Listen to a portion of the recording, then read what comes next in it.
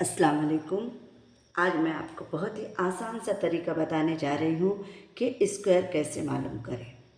तो यहाँ पर एक ख़ास बात नोट कर ले कि किसी भी नंबर के इकाई यानी यूनिट की जगह पर 5 हो तो उसका मुरब्बा कैसे मालूम करें, वो भी सिर्फ कुछ सेकंड में।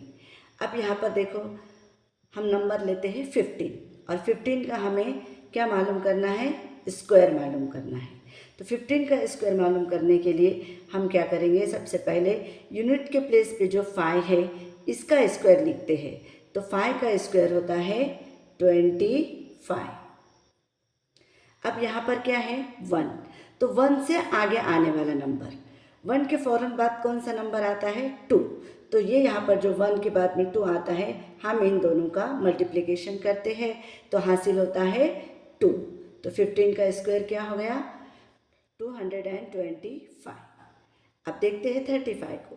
35 का स्क्वायर कितना, यहाँ पर भी हम क्या करेंगे, 5 का स्क्वायर 25 और अब यहाँ पर है 3। तो 3 के फ़ौरन बाद आने वाला नंबर कौन सा है 4। तो 3 और 4 का हम क्या करते हैं, मल्टीप्लिकेशन करते हैं। तो 3 4 जा हासिल होता है 12। तो 35 का स्क्वायर कितना हुआ 1225। अब 55 का स्क्वायर मालूम करके आप मुझे कमेंट बॉक्स में बताइए। अस्सलाम वालेकुम।